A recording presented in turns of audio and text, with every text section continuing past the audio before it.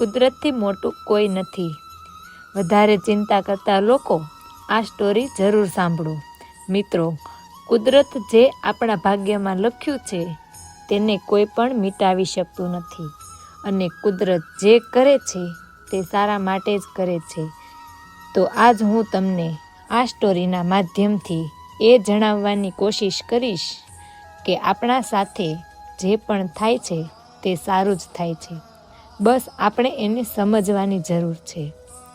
એટલા માટે મિત્રો, જીવનમાં ક્યારેય કોઈ પણ વાતની ચિંતા ન કરવી જોઈએ. મિત્રો, પ્રાચીન સમયની વાત છે. એકવાર મૃત્યુના દેવતા યમરાજે પોતાના દૂતને ધરતી પર એક સ્ત્રી મરણ પામી હતી. તે સ્ત્રીનો જીવ લેવા માટે મોકલ્યો. યમરાજની આજ્ઞાનું પાલન કરીને તે દૂત ધરતી પર આવ્યો અને તે પેલી સ્ત્રીના ઘરે જાય છે. પરંતુ જેવો જ તે દૂત તે સ્ત્રીના ઘરે પહોંચે છે તો ચકિત થઈ જાય છે અને તેની આંખોમાંથી આંસુ આવવા લાગે છે. કારણ કે મરણ થયેલી સ્ત્રીની આજુબાજુ 3 નાની નાની બાળકીઓ હતી, જેમાંથી એક બાળકી સ્તનપાન કરી રહી હતી, જ્યારે બીજી બાળકી જોર જોરથી રડી રહી હતી અને ત્રીજી બાળકી રોતા રોતા ઊંઘી ગઈ હતી. તે 3 બાળકીઓની આંખોમાંથી લગાતાર આંસુ વહેતા હતા. પોતાની માતા સિવાય આ 3 બાળકીઓનું કોઈ પણ ન હતું. તેમના પિતાજી પણ પહેલાં જ મરણ પામ્યા હતા અને હવે એમની મા પણ મરણ પામી હતી. આ દ્રશ્ય જોઈને જીવ લેવા આવેલા દૂતની આંખોમાંથી પણ આંસુ આવવા લાગ્યા અને તે દૂત વિચારવા લાગ્યો કે જો હું આ સ્ત્રીનો જીવ લઈશ તો આ નાની નાની બાળકીઓનું શું થશે, અને જો હું આ સ્ત્રીનો જીવ નહીં લઈ જાઉં તો યમરાજ મને દંડ આપશે. પરંતુ તે દૂતથી તે 3 બાળકીઓનું દુઃખ જોવાયું નહીં. તેથી તે સ્ત્રીનું જીવ લીધા વગર જ યમલોકમાં પાછો ચાલ્યો ગયો અને યમલોકમાં જઈને યમરાજને કહેવા લાગ્યો કે હે મહારાજા, મને માફ કરો, હું એ સ્ત્રીનો જીવ નથી લાવ્યો. દૂતની વાત સાંભળીને યમરાજ તે દૂત પર ખૂબ જ ગુસ્સે આવ્યો. ત્યારે તે દૂત યમરાજને કહેવા લાગ્યો કે મહારાજ, કદાચ તમે તે સ્ત્રીના ઘરનું દ્રશ્ય જોયું નહીં હોય. જો તમે મારી જગ્યાએ હોત તો કદાચ તમે પણ તે સ્ત્રીનો જીવ લીધા વગર જ આવ્યા હોત. કારણ કે તે સ્ત્રીની નાની નાની 3 બાળકીઓ છે અને 3 બાળકીઓ જોર જોરથી રડી રહી હતી. તેમાંથી એક બાળકી તો સ્તનપાન કરી રહી હતી. તે 3 બાળકીઓની સંભાળ રાખનારું હવે કોઈ પણ નથી. હવે તમે મને કહો મહારાજ કે આવું દ્રશ્ય જોઈને હું કેવી રીતે એ સ્ત્રીનો જીવ લઈને આવું? મહારાજ, એ કરુણ દ્રશ્ય જોઈને મને તે સ્ત્રીનો જીવ લેવાનું મન ન થયું અને હું ખાલી હાથે તમારી પાસે આવ્યો. મહારાજ, જો હું એ સ્ત્રીનો જીવ લઈને આવ્યો હોત તો એ 3 બાળકીઓ અનાથ થઈ જાત. તે બાળકીઓની સંભાળ પછી કોણ રાખત? મહારાજ, એવું ન બની શકે કે આપણે તે સ્ત્રીને થોડો સમય આપીએ જેથી તે બાળકીઓનું પાલન પોષણ થાય અને તેઓ અનાથ થવાથી બચી જાય. આ સાંભળીને યમરાજ હસવા લાગ્યા અને તે દૂતને કહેવા લાગ્યા કે કદાચ તું વધારે સમજદાર થઈ ગયો છે અને તું પરમાત્માથી પણ મહાન થઈ ગયો છે, જેની ઈચ્છાથી જીવન મળે છે અને જેની ઈચ્છાથી મૃત્યુ મળે છે. એમ કહીને યમરાજે તે દૂતને કહ્યું કે સારું, તું મને એ ખાતરી આપ કે હું એ સ્ત્રીનો જીવ નહીં લઉં તો શું તે સ્ત્રીના બધા દુઃખો સમાપ્ત થઈ જશે? ત્યારે તે દૂત યમરાજને કહ્યું કે હા મહારાજ, જ્યારે તમે તે સ્ત્રીનો જીવ નહીં લો તો તે સ્ત્રી જીવિત રહેશે અને તે બાળકોનું સારી રીતે પાલન પોષણ કરશે અને ફરીથી તેમના જીવનમાં ક્યારેય દુઃખ નહીં આવે. આ સાંભળીને યમરાજ ફરીથી હસવા લાગ્યા અને દૂતને કહેવા લાગ્યા કે સ્ત્રીનો જીવ ન લાવીને એક મોટું પાપ કર્યું છે અને તેની તને સજા મળશે. અને સજા એ છે કે તારે ધરતી પર જવું પડશે અને તું ધરતી પરથી ત્યાં સુધી પાછો નહીં આવી શકે જ્યાં સુધી તને તારી મૂર્ખતા પર 3 વખત હસવું ના આવે. અને જ્યારે તું તારી મૂર્ખતા પર 3 વખત હસીશ ત્યારે તને પાછા યમલોકમાં આવવા મળશે. યમરાજની વાત સાંભળીને દૂત ચકિત થઈ ગયો અને મનમાં વિચારવા લાગ્યો કે મેં ક્યાં પાપ કર્યું છે, મેં તો બસ એ બાળકીઓનું સારું જ કર્યું છે. એમ વિચારીને તે યમરાજની વાત સ્વીકારી લે છે, કારણ કે દૂતને પોતાના પર પૂરો વિશ્વાસ હતો કે તે સાચો છે અને મેં કોઈ મૂર્ખતા નથી કરી, તો પછી હું મારી મૂર્ખતા પર શા માટે હસું? અને પછી તે દૂત યમરાજના કહેવા પ્રમાણે ધરતી પર ચાલ્યો જાય છે. ત્યારે ધરતી પર ખૂબ જ ઠંડી હતી. ઠંડીના કારણે તે દૂત ધ્રુજવા લાગે છે. ઠંડી સહન નથી થતી અને તે સળગતા એક કિનારે બેઠો બેઠો ધ્રુજે છે. ત્યારે અચાનક ત્યાંથી એક મોચી પસાર થાય છે. તે પોતાના બાળકો અને પત્ની માટે ઠંડીમાં રક્ષણ આપતા કપડાં લેવા બજારમાં જઈ રહ્યો હતો. ત્યારે જ તે મોચી સડક કિનારે બેઠી રહેલા દૂતને જુએ છે. તેની પાસે ઓઢવા માટે એક પણ વસ્ત્ર ન હતું અને તે ધ્રુજતો હતો. તે દૂતની આવી દશા જોઈને પેલા મોચીએ પોતાના બાળકો અને પત્નીના કપડાને બદલે દૂત માટે ઠંડીમાં રક્ષણ આપે તેવા કપડાં લીધા અને તે મોચી દૂત પાસે ગયો અને તે દૂતને કહેવા લાગ્યો કે ભાઈ, તારી પાસે ઠંડીમાં પહેરવા માટે કપડાં કે ઓઢવા માટે કંઈ પણ નથી, તો હું તારા માટે આ કપડાં લાવ્યો છું. તે તું પહેરી લે, નહીંતર આવી ઠંડીમાં તું મરી જઈશ. મોચીની આ વાત સાંભળીને દેવદૂતે મોચીને કહ્યું કે મારે ઘર કે પરિવાર કાંઈ નથી અને રહેવા માટે કોઈ વ્યવસ્થા પણ નથી. આવી ભયાનક ઠંડીમાં ભૂખ્યા રહીશ. ત્યારે મોચીએ કહ્યું કે ભાઈ, તું ચિંતા ન કર અને તું મારી સાથે મારા ઘરે ચાલ.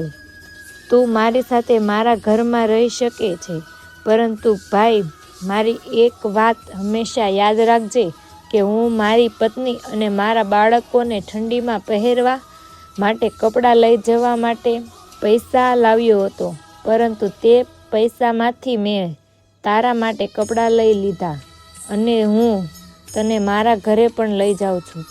તેથી મારી પત્ની આ બધું જોઈને ખૂબ જ ગુસ્સે થશે અને અપશબ્દો પણ કહેશે, પરંતુ તું ચિંતા ન કરતો, થોડા દિવસોમાં બધું ઠીક થઈ જશે.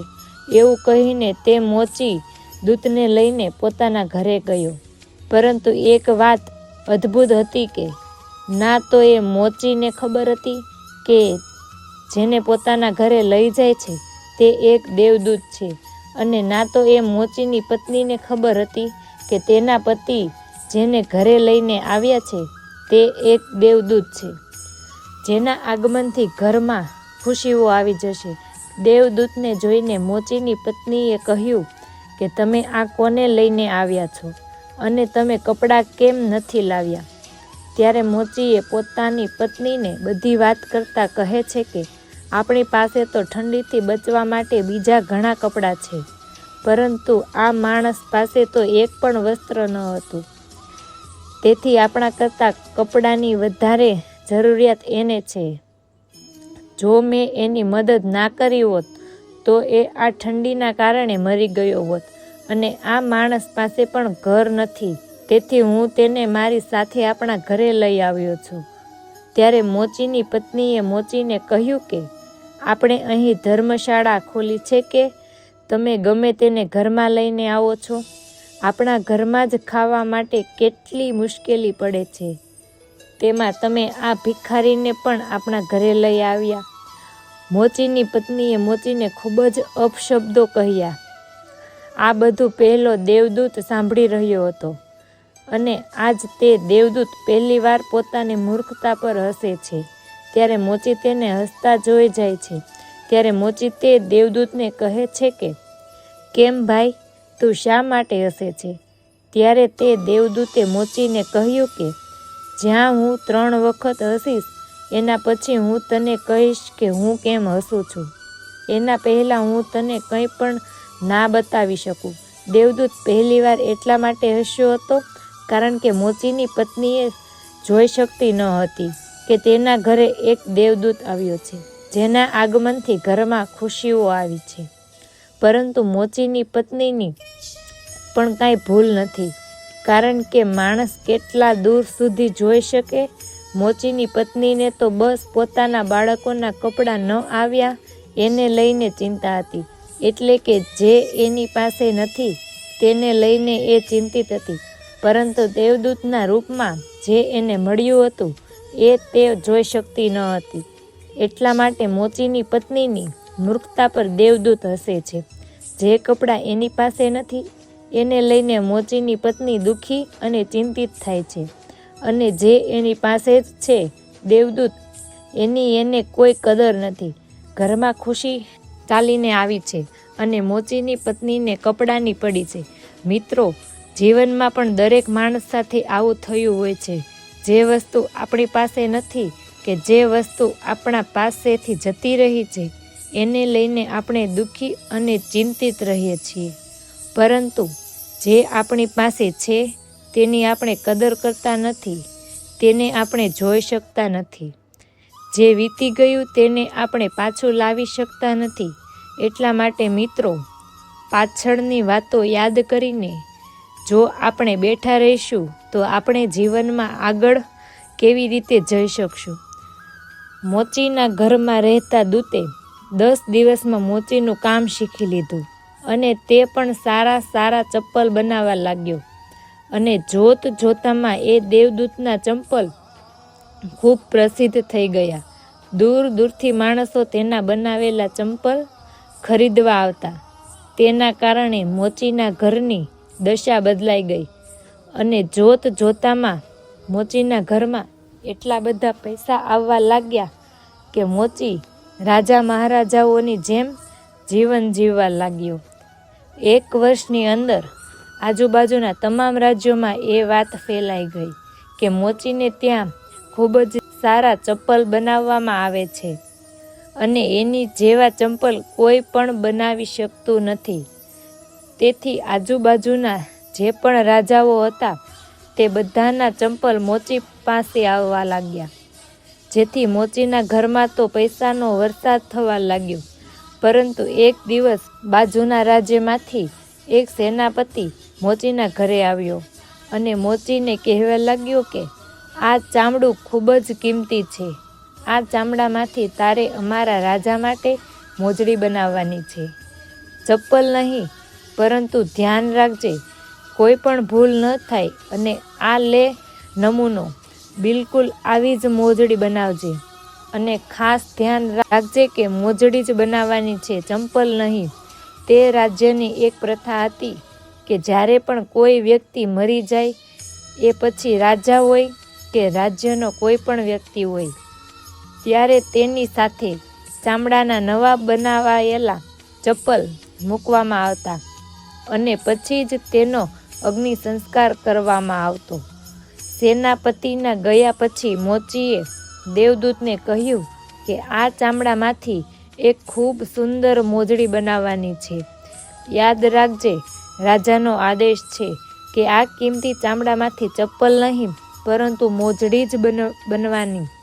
જે ધ્યાન રાખજે, કોઈ ભૂલ ન થાય, નહીંતર આપણે મોટી મુસીબતમાં ફસાઈ જઈશું. મોચી દ્વારા આટલું બધું કહેવા છતાં પણ તે દેવદૂતે તે કિંમતી ચામડામાંથી મોજડી બનાવવાને બદલે ચંપલ જ બનાવ્યા. અને જ્યારે મોચીને ખબર પડી કે દેવદૂતે મોજડી બનાવવાના બદલે ચંપલ બનાવ્યા છે, તો તે દેવદૂત પર ખૂબ જ ગુસ્સે થયો અને લાકડી વડે તે દેવદૂતને મારવા લાગ્યો. ત્યારે અચાનક એક સૈનિક દોડતો દોડતો મોચીના ઘરે આવ્યો અને મોચીને કહેવા લાગ્યો કે તે કિંમતી ચામડામાંથી મોજડી નહીં, પરંતુ ચંપલ બનાવજો, કારણ કે રાજાનું મોત થયું છે. આ સાંભળીને મોચીના હાથમાંથી લાકડી નીચે પડી ગઈ અને તે દેવદૂત પાસે માફી માંગવા લાગ્યો. ત્યારે દેવદૂત હસવા લાગ્યો અને કહેવા લાગ્યો કે કોઈ વાંધો નહીં મિત્ર, હું તો બસ મારી સજા ભોગવી રહ્યો છું. દેવદૂતની આ વાત સાંભળીને મોચી કહેવા લાગ્યો કે કેવી સજા? અને મોતને આટલો બધો માર્યો, તેમ છતાં પણ તું શા માટે હસ્યો? ત્યારે દેવદૂતે કહ્યું કે જ્યારે હું 3 વખત હસી લઉં ત્યારે હું તને બતાવીશ કે હું શા માટે હસ્યો. હાલ તો હું તને કંઈ પણ ના બતાવી શકું. આ જીવનમાં માણસ એ વસ્તુઓ પાછળ જ ભાગે છે જેની એને જરૂરિયાત જ નથી. ભવિષ્યને કોઈ જાણી શકતું નથી કે કાલે શું થવાનું છે. માત્ર ભગવાનને જ ખબર હોય છે કે કાલે શું થવાનું છે. ત્યારે માણસ પોતાના પાછળના અનુભવોના આધારે ભવિષ્યના નિર્ણય લેતો રહે છે અને વિચારે છે કે ગઈકાલે મારી સાથે આવું થયું હતું તો આવતીકાલે પણ મારી સાથે આવું જ થશે. જ્યારે કાલે શું થશે એ કોઈ માણસ જાણી શકતો નથી. રાજા જીવતો હતો ત્યારે તેને મોજડીની જરૂરિયાત હતી અને આજે જ્યારે મરી ગયો ત્યારે તેને ચંપલની જરૂર છે. એટલા માટે મિત્રો, જીવનમાં ચિંતા કરવાનું છોડી દો અને ખુશીથી જીવન પસાર કરો. વૃદ્ધ અવસ્થામાં આપણે જવાન બનવાની કોશિશ કરીએ છીએ. દેવદૂતને ફરીથી પોતાની મૂર્ખતા પર હસવું આવે છે અને તે મનમાં વિચારે છે કેમ કે હું ખબર કે 3 નાની નાની બાળકીઓનું ભવિષ્ય કેવું હશે અને હું ફાલતુમાં યમરાજની આજ્ઞાનું ઉલ્લંઘન કરી અને આજે આ સજા ભોગવી રહ્યો છું. ઘણા વર્ષો પસાર થઈ ગયા. એક દિવસ દેવદૂત મોચીની દુકાન પર બેસીને ચંપલ બનાવી રહ્યો હતો. ત્યારે તે દેવદૂતની પાસે 3 છોકરીઓ આવી. તે 3 છોકરીઓ સાથે એક ઘરડી સ્ત્રી પણ હતી. એ 3 છોકરીઓના લગ્ન થવાના હતા. એટલા માટે તે પોતાના ચંપલ બનાવવા માટે મોચીને ત્યાં આવી હતી. જ્યારે દેવદૂતે તે 3 છોકરીઓને જોઈ તો તે તરત જ તેમને ઓળખી ગયો અને મનમાં વિચારવા લાગ્યો કે આ તો પહેલી જ 3 દીકરીઓ છે જેમની માતાનો જીવ લીધા વગર હું યમરાજ પાસે ગયો હતો અને આ 3 દીકરીઓના કારણે જ હું અહીંયા સજા ભોગવી રહ્યો છું. જ્યારે દેવદૂતે 3 છોકરીઓની હાલત જોઈ તો તે હેરાન રહી ગયો, કારણ કે તેમના પહેરવેશ ઉપરથી તો તે 3 છોકરીઓ કોઈ મોટા ઘરની લાગતી હતી અને તે 3 છોકરીઓ ખૂબ જ સુંદર હતી. દેવદૂતે તે 3 છોકરીઓને કહ્યું કે તમારી સાથે આ ઘરડી સ્ત્રી કોણ છે? ત્યારે પાસે ઊભેલી સ્ત્રી બોલી કે આ 3 છોકરીઓ મારી પાડોશી સ્ત્રીની દીકરીઓ છે. બાળપણમાં તેમની માં મૃત્યુ પામી અને આ દીકરીઓ ખૂબ જ ગરીબ હતી. તેમની પાસે ખાવા માટે પણ કંઈ ન હતું. તેમની મા પાસે તો આ દીકરીઓને પાવા માટે દૂધ પણ ન હતું. આ 3 દીકરીઓ અનાથ હતી, પરંતુ મેં આ 3 દીકરીઓને પોતાની દીકરીઓની જેમ પાલન પોષણ કર્યું છે, કારણ કે મારે એક પણ સંતાન ન હતું. અને આજે આ 3 દીકરીના લગ્ન એક ધનવાન માણસને ત્યાં થવા જઈ રહ્યા છે. તે ઘરડી સ્ત્રીનો જવાબ સાંભળીને દેવદૂત મનમાં વિચારવા લાગ્યો કે આજે આ 3 દીકરીઓની માં જીવતી હોત તો તેમના ઘરે ભયંકર ગરીબી હોત અને તે 3 દીકરીઓના લગ્ન ક્યારેય પણ ધનવાન પરિવારમાં ન થાત. એમ વિચારીને તે દેવદૂત પોતાની ત્રીજી મૂર્ખતા પર હસે છે. અને જ્યારે મોચી આવ્યો ત્યારે મોચીને બધી વાત કહી કે હું અહીંયા શા માટે આવ્યો છું અને હું 3 વાર મારી મૂર્ખતા પર કેમ હસ્યો. આ 3 કારણો હતા જેના કારણે મને મારી મૂર્ખતા પર હસવું આવ્યું અને આજ સુધી હું મારી સજા ભોગવી રહ્યો હતો. અને હવે મને સમજાયું કે નિયતિ બધાની મોટી છે. કુદરતથી મોટું કંઈ પણ નથી. તે જે પણ કરે છે તે બધું સારા માટે જ કરે છે, પરંતુ આપણે તેને જોઈ શકતા નથી. મિત્રો, જો આ વાત તમને ગમી હોય તો આ વિડીયો લાઈક, શેર, નવા હોય તો અમારી ચેનલને સબસ્ક્રાઈબ કરી અને અમને પ્રોત્સાહિત કરવા વિનંતી.